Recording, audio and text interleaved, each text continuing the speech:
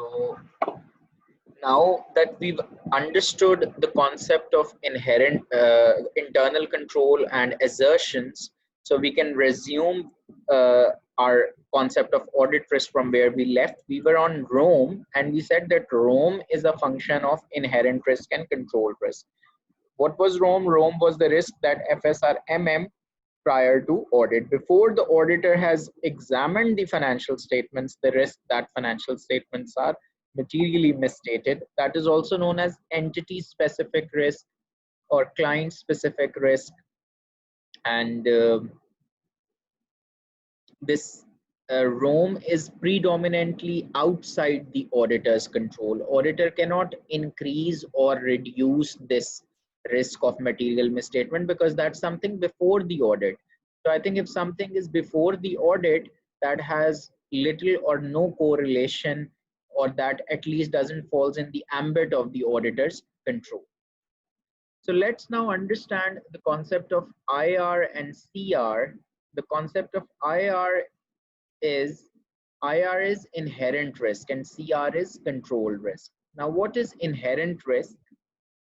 Simply speaking, inherent risk is the risk or ROM if there are no internal controls. If you ask me in simple language, in layman language, if we assume there are no internal controls, if we assume that there are no internal controls, what is the risk of material misstatement? That is basically inherent risk.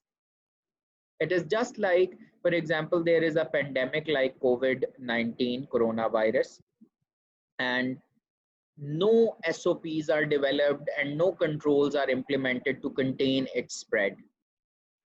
So the inherent risk that it would infect a lot of people would automatically go up.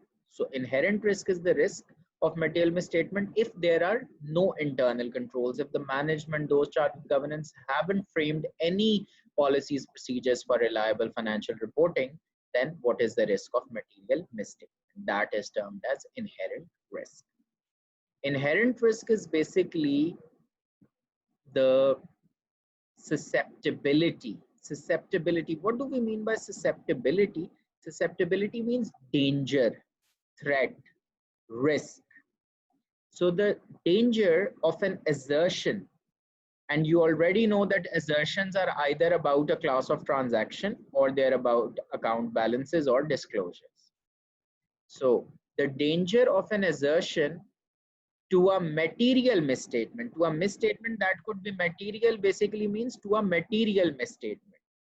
Now remember, misstatements could be material either individually or when aggregated with other misstatements. Some misstatements are individually material, but some misstatements are individually immaterial.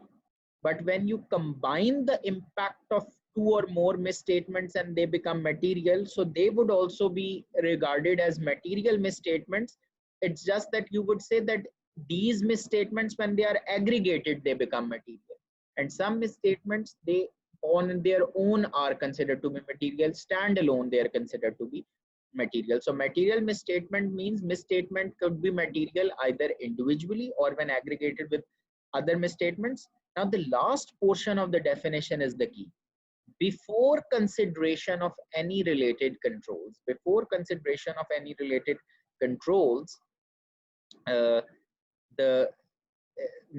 danger of an assertion being materially misstated before consideration of any related controls is basically inherent risk. So this concept also inherent risk. Now the word inherent actually comes from inheritance. So it's something that is embedded.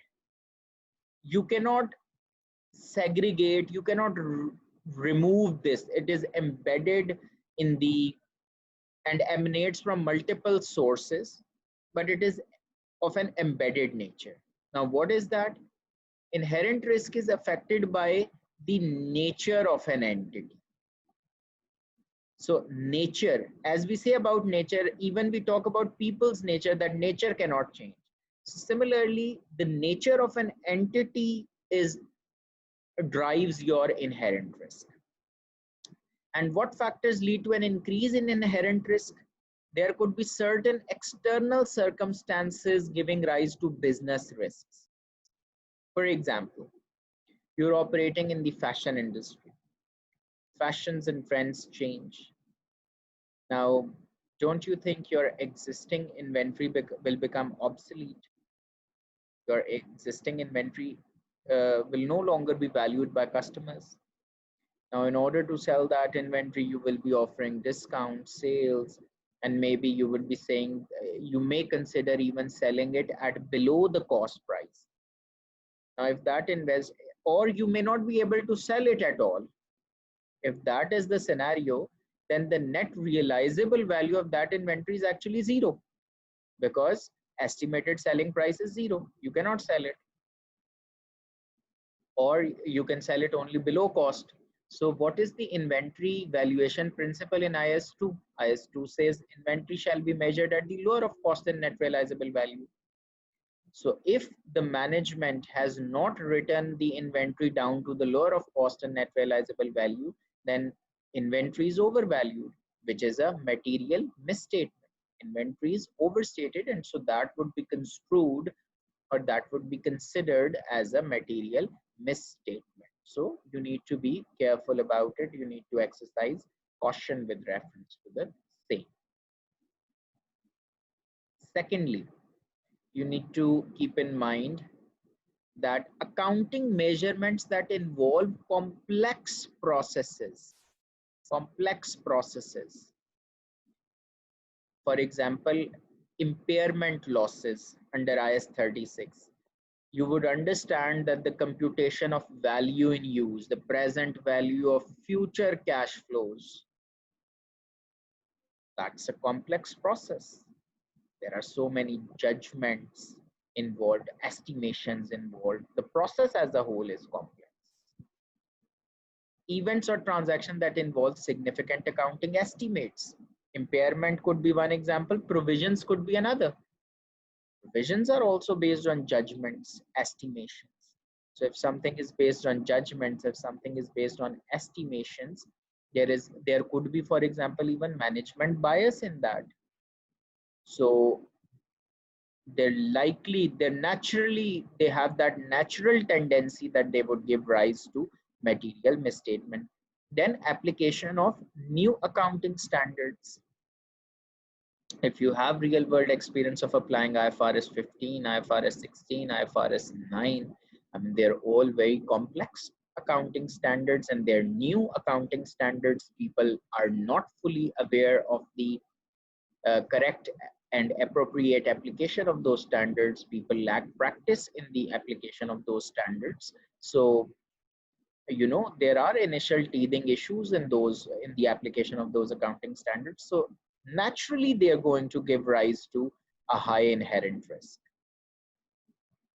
And remember, when we're considering inherent risk, that is before consideration of any related controls. That is the key, before consideration of any related controls. So I hope this is clear to you as to what is inherent risk, ROM, if there are no internal controls. Now, the reality is that normally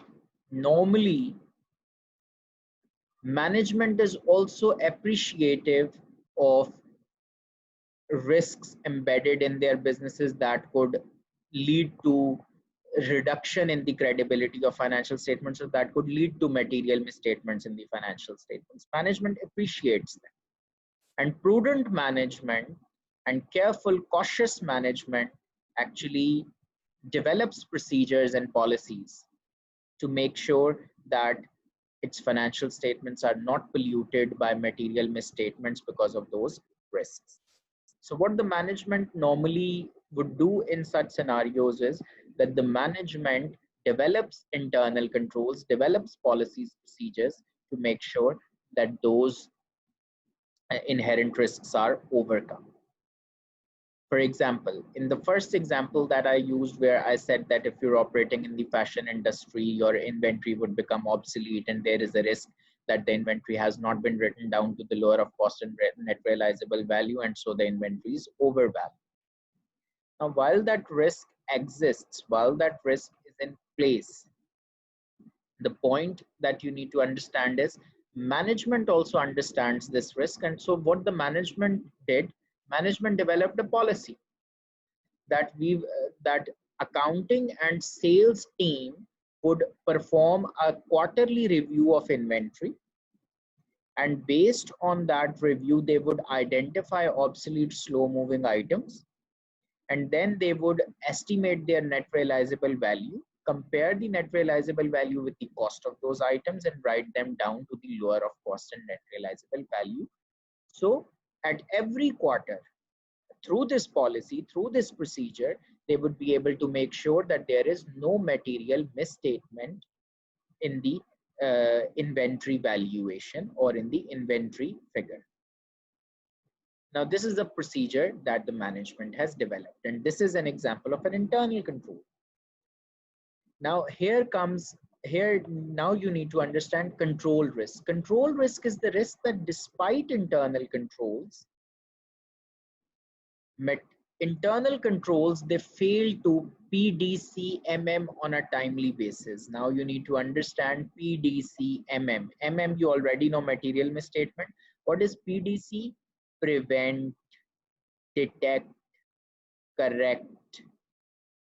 Remember, internal controls could be preventive in nature, could be detective in nature, could be corrective in nature. Preventive in the sense they prevent a material misstatement from happening. Detective in the sense that certain controls are there. For example, preventive misstatement, an example of preventive misstatement is like I gave you authorization, that one person performs, prepares a document, another person reviews it, a third person approves it. So this is an example of a segregation of duties, and this is an example. This is a control. Segregation of duty helps to prevent a material misstatement from happening. There are certain internal controls of a detective nature. They help to detect a material misstatement. Then there are certain internal controls of a corrective nature. After a misstatement has happened or after an issue has materialized, that policy procedure is developed to correct it so that it doesn't happen again in the future. So there are different types of internal controls. But what if those controls fail to prevent, detect, correct material misstatement on a timely basis?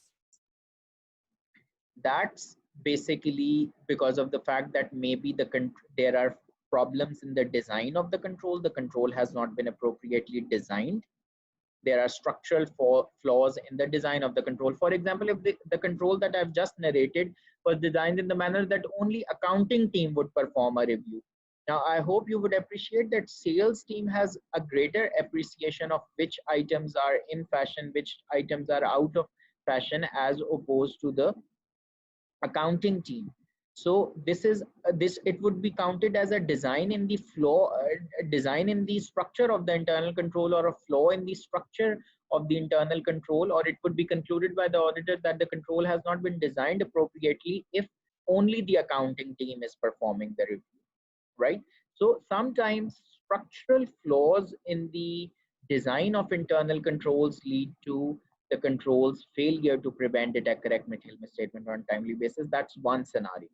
Another scenario is whereby the control has been designed appropriately. There are no structural flaws in the design of the control. It's just that the control did not operate effectively, or control did not operate in the manner it was intended by the management. The manner in which it was intended by the management, the control did not operate appropriately in the manner as it was intended by the management. For example, it's documented in the policies and procedures manual that a quarterly review would be performed of inventory, but in reality, no review was performed. Now, because the control did not operate effectively throughout the period, material misstatement in the inventory figure will either not be prevented, will not be detected, will not be corrected.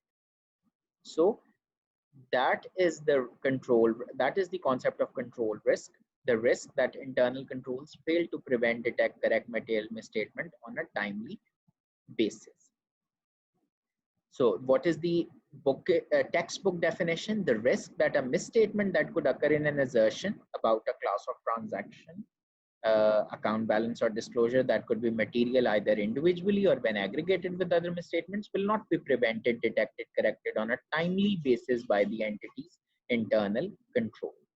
Now, remember one thing regarding control risk: you can only reduce this control risk, but you cannot eliminate this. And any risk that you can only reduce and not eliminate means it has certain inherent limitations. Like you cannot reduce audit risk to zero.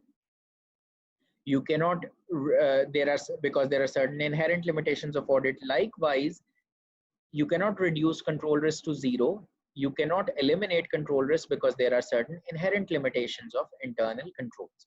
What are those inherent limitations? Possibility of human errors, humans making mistakes. Non-routine transactions. Controls operate well for routine transactions, but remember, for non-routine transactions, they usually fail. For example, you're undertaking a foreign currency transaction for the first time. Now, you're not well versed in the IS 21 accounting principles regarding how to account for the foreign currency transactions, how to record exchange gain loss. It's a complex thing. There are no policies, procedures developed within the entity. So because it's a non-routine transaction, so again, because there are no control, because controls don't exist in the first place on account of the transaction being of a non-routine nature, again this problem would happen that you will not be able to eliminate your control risk. Then there could be problems in the design or operation of the controls that we've just talked about. Then there could also be circumvention of controls by collusion. Circumvention of controls by collusion means, remember we talked about one person preparing a document, the other person reviewing it, and a third person approving it. Or remember that example which I gave in the first class when we were talking about the inherent limitations of audit risk, that most of the evidence is persuasive rather than conclusive. For example, if you're my friend and you work for me in an organization, you incur an expense of a private nature which has no bearing or no correlation with the business. You file an expense claim and you tell me that, okay, fine, you're my friend, so just approve this expense. Now both of us know that that's an expense which has not been incurred for business purposes, but by virtue of the familiarity that we have and by virtue of our friendship, I would approve that expense claim, which is, so while the control of authorization existed, we colluded, we joined hands, and we circumvented or breached that control. Last but not the least, inappropriate management override of controls. That's a very popular issue, that management, because it is in a unique position, it is in a powerful position, so it can abuse its position and override the controls or the policies, procedures that have been developed. Now, what factors lead to an increase in control risk? What factors lead to an increase in control risk? Lack of personnel with appropriate accounting and financial reporting skills. I think this is very much understandable and relatable, that if the people in the accounting department, they are not well versed in accounting principles and financial reporting principles, they're likely to make more mistakes. And so there will be more material misstatements that material misstatements will not be prevented, maybe sometimes not detected or corrected on timely basis. Then if there are a lot of there's a lot of staff turnover, there's a lot of changes in the key personnel and key management, again people learn with time, there is a learning curve effect, so all of that will go if there are constant changes in the accounting department. Besides that, if there are deficiencies in internal controls, if there are problems, if there are weaknesses in the internal controls and the management is not addressing them, the management is not paying attention towards the rectification of those deficiencies, then again, because controls have design issues, or operational issues that are not effectively tackled by the management, then again, controls will not be able to prevent, detect, or correct material misstatement on timely basis. Changes in the IT environment or installation of significant new IT systems related to financial reporting are both connected factors. For example, if you've have got a purpose-built software at accounting software that is tailored to the specific needs of your entity. Now, someone designed it. Say, for example, they did not apply the appropriate IT standards, the best practices in the development of software. So there could be bugs and errors in the software, and those bugs and errors lead to, for example, errors in the financial reports that the software generates. So there could be material misstatement. For example, every number that you enter, it the software has some sort of a bug which leads to an additional zero inserted towards the right. So there would be material misstatement in your financial statements, and the controls may not be able to prevent, detect, correct it. So whatever transactions, new IT systems usually expose or increase the aspect or element of control risk.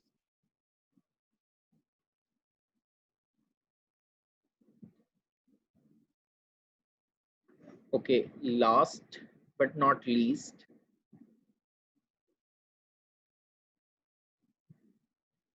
you have this detection risk.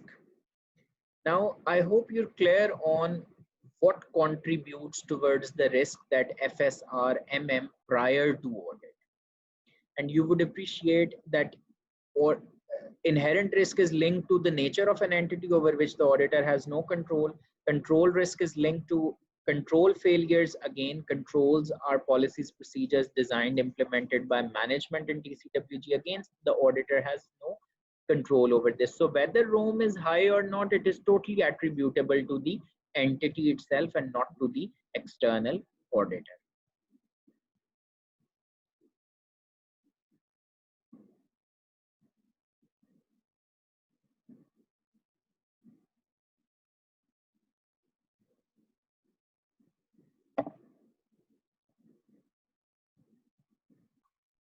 So basically, detection, now we will talk about detection risk, which is, remember, when we talk about detection risk is something which is considered to be auditor specific. Remember that detection risk is something which is considered to be auditor specific. I mean, that has nothing to do with the entity. Actually, it's totally auditor specific. And the core concept that underlies detection risk is that audit procedures failing to detect material mistake.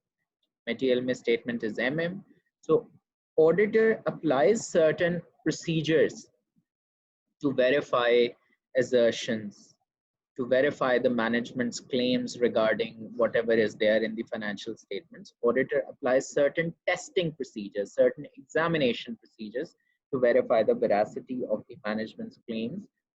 And despite the application of those procedures, this may seem a little odd to you, but auditor tests transactions account balances, performs uh, and the testing that the auditor carries out is done via audit procedures, right?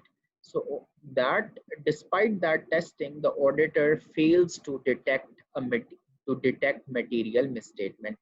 So that is basically detection risk, the risk that the audit procedures performed by the auditor to reduce audit risk to an acceptably low level will not detect a misstatement that exists, and that could be material either individually or when aggregated with other mistakes. So this is the core concept. The textbook definition is what I've just read, while the concept is the risk that audit procedures fail to detect material mistake. Remember, detection risk cannot be eliminated due to inherent limitations of an audit. We've already talked about the inherent limitations of an audit. So on account of that, you cannot reduce detection. You cannot eliminate detection risk. You can reduce detection risk. You cannot eliminate detection risk. Should be very clear. Now, what are the factors that affect your detection risk? Remember, detection risk is a function of sampling risk and non-sampling risk. Detection risk is a function of sampling risk and non-sampling risk. Sampling risk is due to the fact that because auditor tests transaction on a sample basis, there were certain transactions that the auditor did not test it and they had material misstatements. And on the other hand, non-sampling risk, that has nothing to do with the sample size as such. That's related to more qualitative factors, like for example, the team was not experienced enough, the team was not competent and capable enough to handle that particular audit, or the audit team was not properly supervised by the senior staff, or the audit team did not apply adequate professional skepticism, did not apply a questioning mind, did not uh, did not critically assess the audit evidence. So because of those factors, basically detection risk is affected. So these are the factors which are also written over here. Now there are few illustrative examples, like for example, if in an entity you are told that a machine breakdown has occurred, so there could potentially be an impairment loss, and so the risk is that property, plant and equipment could be overstated and impairment loss may not have been recognized by the entity and so understated. Or where a competitor is has launched a product that is better than your product, then your product would become obsolete, and because of that your inventory could be overstated and your cost of sales understated if you have not written down, if the management has not written down the inventory to the lower of cost and net realizable value. Lastly, you have Rome.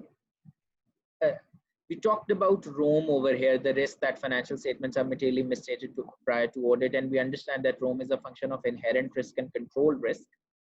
One last concept which you need to understand in connection with Rome is that Rome exists at two levels. Remember, Rome exists at two levels.